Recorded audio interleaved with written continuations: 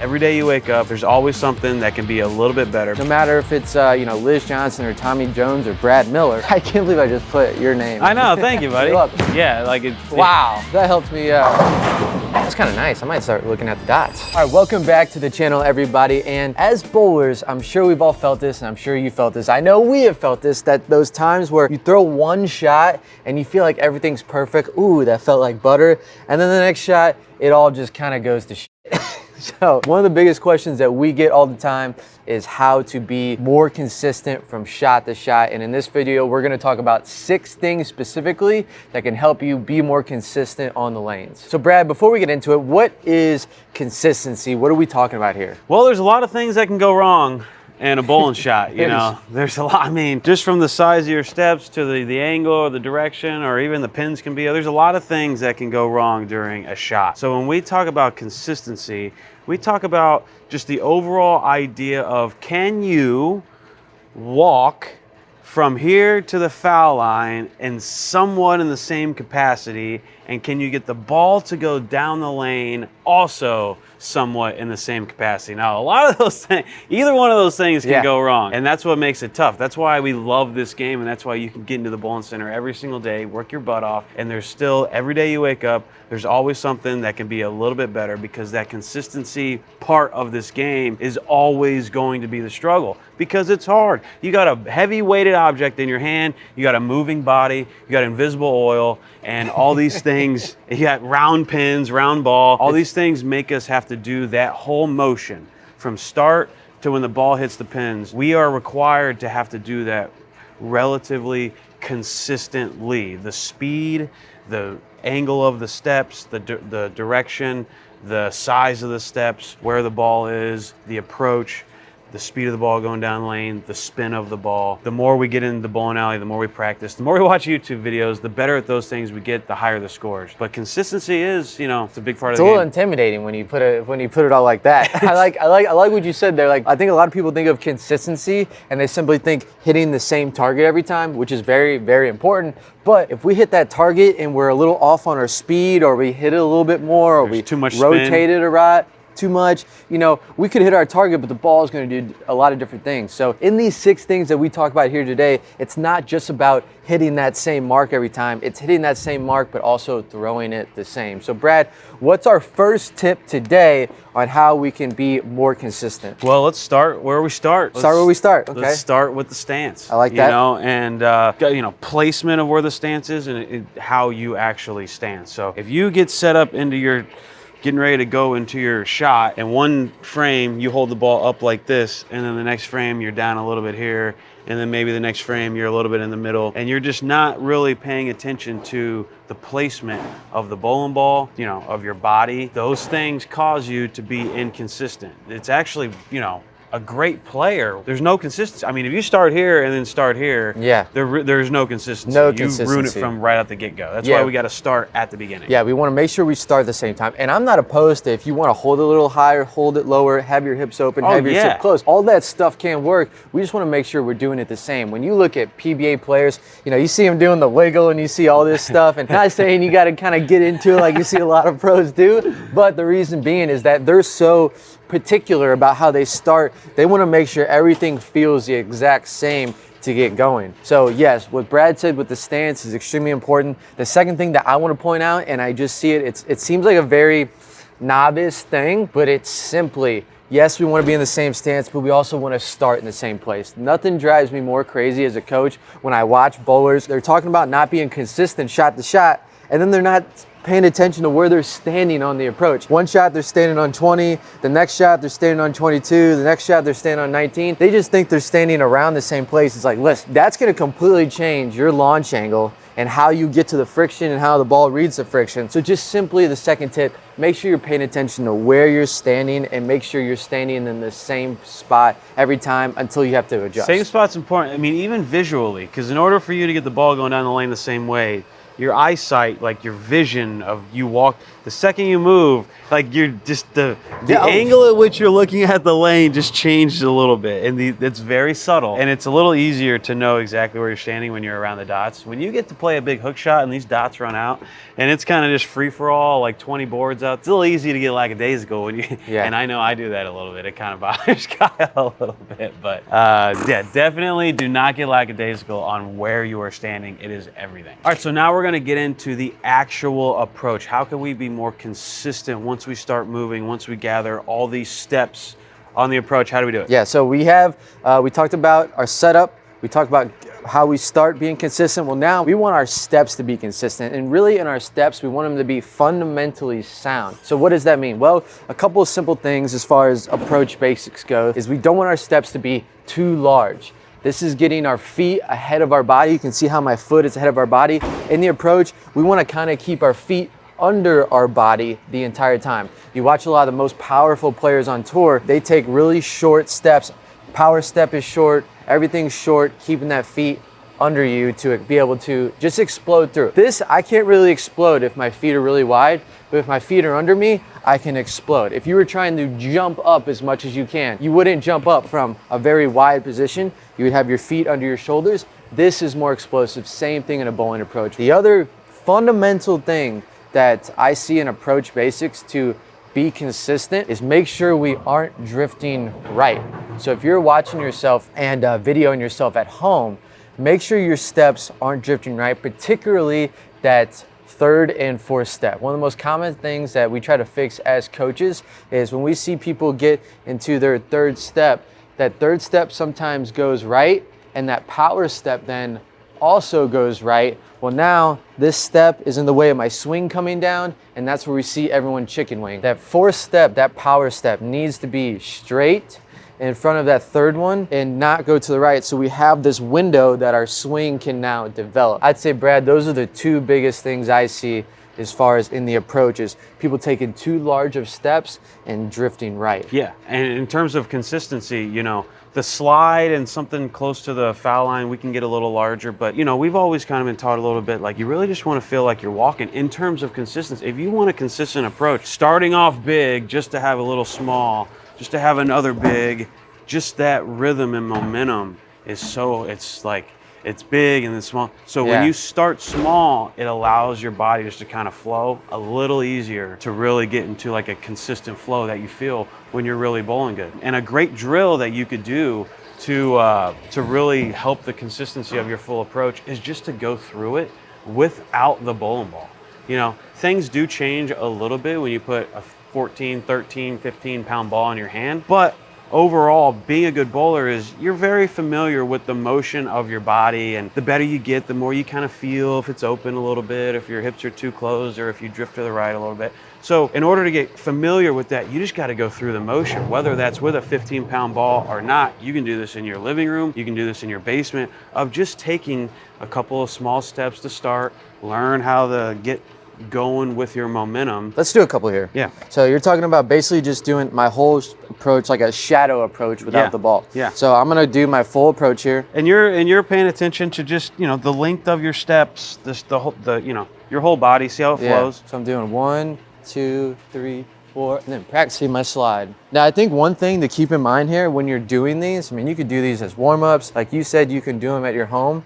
The one thing I would really pay attention to here, and I'm gonna do another one, is making sure that you slide in the same place every time. So obviously accounting for not making adjustments. If I'm standing on 20, if I'm standing on 30, it's okay to drift a little bit, but I wanna make sure I'm drifting the same every time. And this drill can help you realize that's when I slide, when I'm done here, post it, I wanna look down. I drifted 3 boards, so now I'm on 33 instead of 30. I want that to be the exact same every time, because if we can slide in the same spot, that means our approach is being consistent as far as the direction goes. Yeah, and with or without the ball, going through this process is just training your brain. I mean, and that's all we're really doing. We're just getting our brain more familiar with what our body feels like as we walk to the line. Just do it as easy as possible wherever. All right, so now we're gonna get into a little bit of the specifics of the approach, specifically what we call the timing. Now this one's a fun conversation to have because everyone has a very unique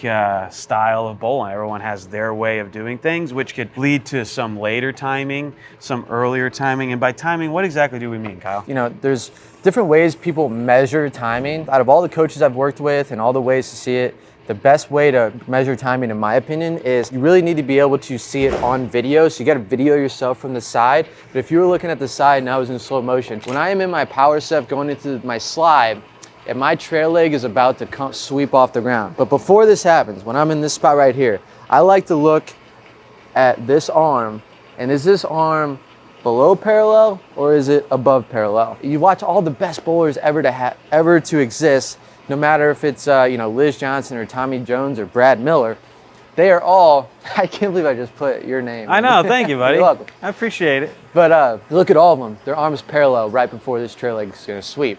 Now, if you have early timing, that ball is gonna be under parallel. If you have late timing, it's gonna be above parallel. So a little bit each way is, really you want that arm to be perfectly parallel. All the greats do it, and if you get into that position, that's one of the positions that if you're in, same way if your ball is right under your head, if you're in that position, you're a good bowler, you can repeat shots. Yeah, and the thing about having somewhat of extreme timing, we're totally okay with people having a little bit late timing.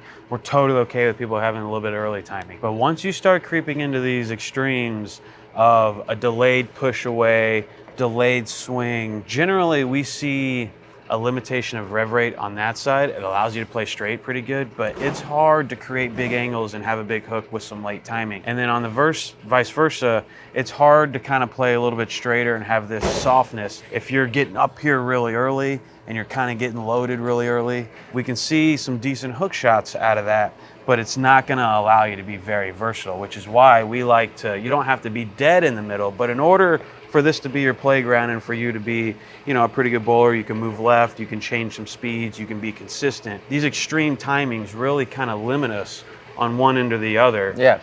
To be able to, consistently do what we need to do. Yeah, I'm gonna try to show an example here. So one thing, and this isn't the end all be all of why the timings happen, whether it's late or early, but this is one reason that they happen. So when we're in our approach, a lot of times our timing can be dictated by when we push the ball away. Are we pushing the ball away too early? Are we pushing the ball away too late? This is one of the big reasons of what happens. So most of the time what we'll see is people push away too late, carry the ball too long, and then they'll have late timing, because I'll try to do this is gonna be weird. I'm gonna try not to push the ball away until like my third step.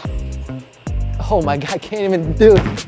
And Chris Barnes ruins it for everybody. So, but you see what Chris Barnes has to do is he actually has to pause to let the swing develop. So it happens when you pushed away way too late, instead of getting the ball into the swing and then having all these steps to let your swing develop, you're pushing away now in the third step, and now you have 2 steps to go back, forth. Well, you can see there's not a lot of time there for that to develop. So then that contributes to you pulling down. And when we're not using our legs as much, now we're pulling down, and that's gonna make us inconsistent. The other thing we'll see sometimes too is people get the ball into the swing way too early. So instead of waiting till about their second step to get the ball in front of them, they'll just start here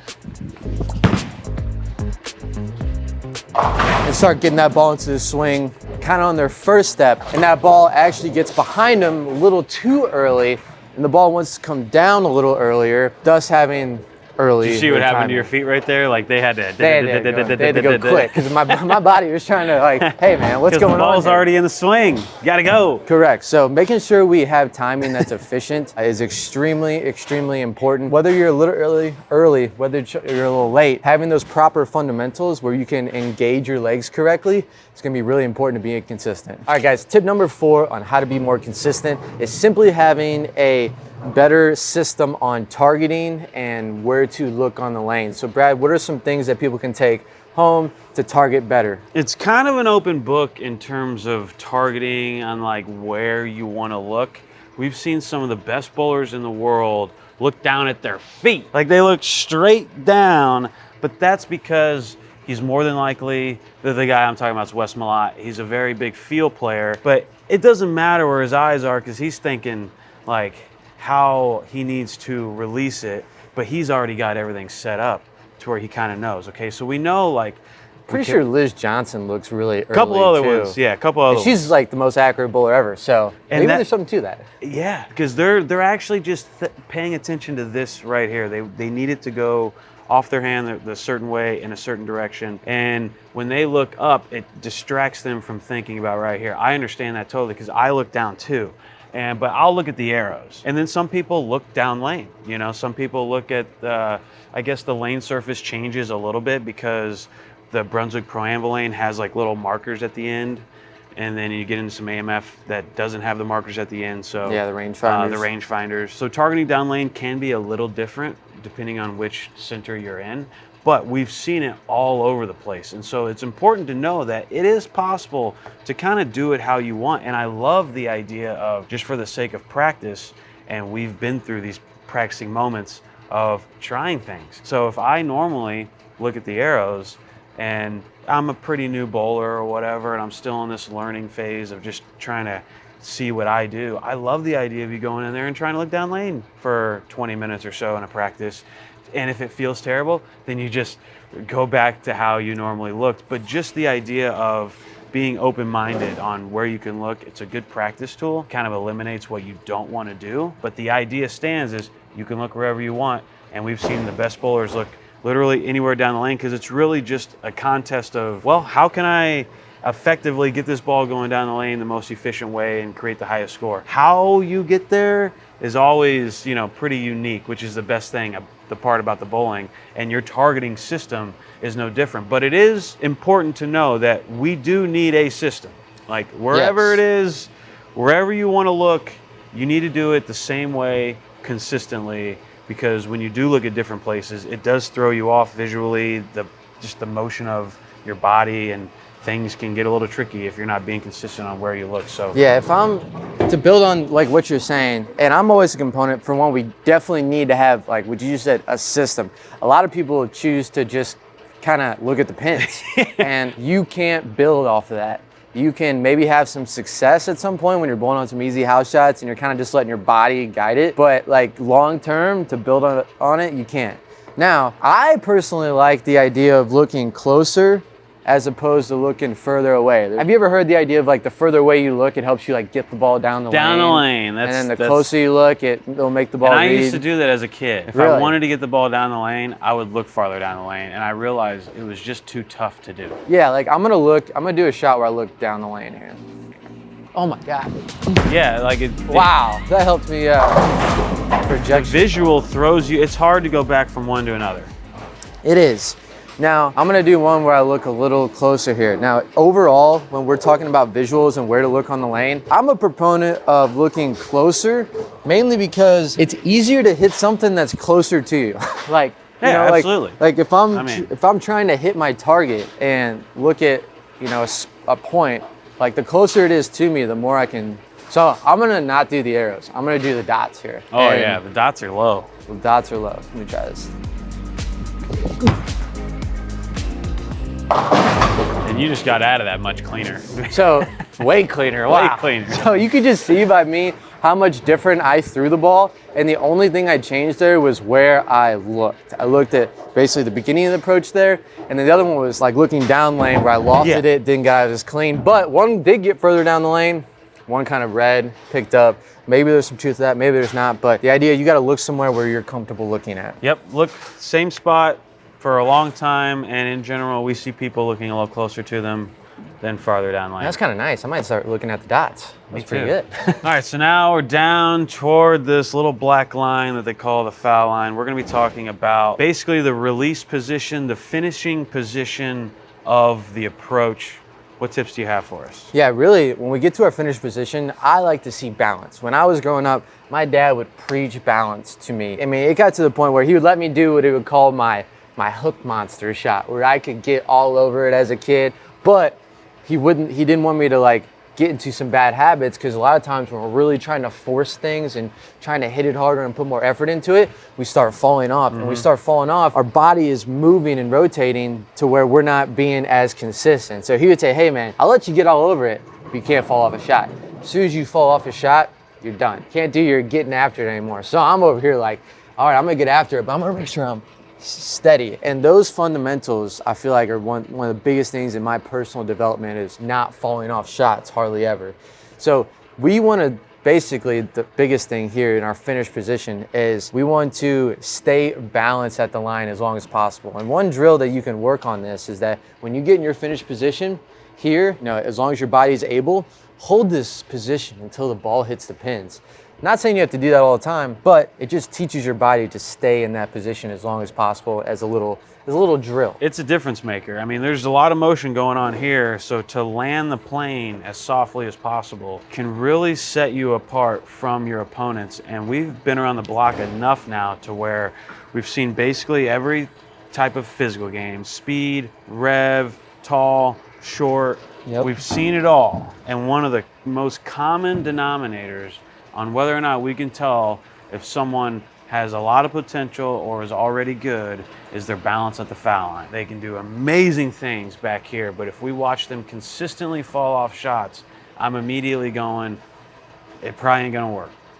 But I take a guy that does some goofy stuff here and has a rock solid foundation at the line, then I kind of like, okay. Yeah, that swing can go that way, this way, but at the line, he's here. Great. Yeah, because now we got something to work with. He can probably play a little bit straighter. He could probably hook it a little bit. He's got speed control. We can do some things, even though it's a little goofier up here. So balance at the line is a difference maker. It makes you better than your opponents. It allows you to look at your opponents and go, oh, I'm better than that, just simply because of the balance. Yeah, a few things we're looking for. So if you're gonna do drills and you're gonna kind of analyze your game at home, what I want you to do is, for one, pay attention to how much this trail leg is coming off the ground. If your trail leg is really rearing up, that means your body entirely is probably rearing up. And one of the key things that we see people when they pull down a lot is this leg starts to go up. We all do it. I know I do it, Brad does it. When we're perfect in timing and everything's loose and everything's effortless, I should say, our trail legs are down. When we start grabbing it and trying to get after it a little bit too much, everything comes up. So making sure that trail leg is down. Also, paying attention to how much your body is popping up, rearing up. When we're practicing this, we want our body to be pretty much steady. We want this spine tilt angle to just be the same throughout the follow through. I don't want it changing. You can see now I'm maybe more straight up there and not bent over a little to the side. I want it to be consistent all the way through the approach. A little statue. So if I'm doing a drill here, I'm just going to throw a shot and I'm just gonna hold my finish position for about 3 or 4 seconds. Yeah. You're pretty good at leaving that. I know, I'm rock solid on that split right now. I don't really want to bowl a game on this. Consistent right there. That's the same lead. That's what we're teaching. It might be a split, but we're teaching consistent. So anyway, perfect drill for you guys. Make sure you're rock solid there. You should be able to do that, because if you're able to hold that position, that means your fundamentals before that are rock solid. All right, Brad, our 6th and final tip here has to do with transition. Now, how does transition factor into us being consistent from shot to shot? Well, it makes you not be consistent. It makes what do you mean? Well, it makes you have to do. You have to move, and we've seen this. You're telling me I can't just do the same thing every time? This is me. I do this. I get behind the transition because you get so stuck on the idea that it's you, or you got to work on this, or you're just the feel of the thing you're thinking of is your swing, and maybe your trail leg's popping up, and that's what you're thinking of, and these frames go by, and the next thing you know, you do it, and then you big four, and you're like, what? Like, I finally did it, and it didn't give me the solution. Well, that's because the oil has moved, and now we have to keep up with it. So, we talked a lot about being consistent in this video at a lot of different sections, but sometimes being lined up or not being lined up matters, because you get stuck in this idea of trying to be so perfect, and you lose the ability to determine whether it was you or the lane because you're just not moving your feet quick enough. And that's consistent, That's difficulty of the game. Oil moves. Sometimes it moves pretty quick, sometimes it doesn't, sometimes you can get away with staying in the same spot, so that's pretty unique to you. But the idea is we can get behind in the transition because we're trying to be too perfect. And if you go 6 or 7 frames of you trying to be perfect and it's not working out, make sure you're just keeping up with the transition. It's a big part of today's game. Yeah, I would say everything in today's game is moving towards the lanes transitioning faster.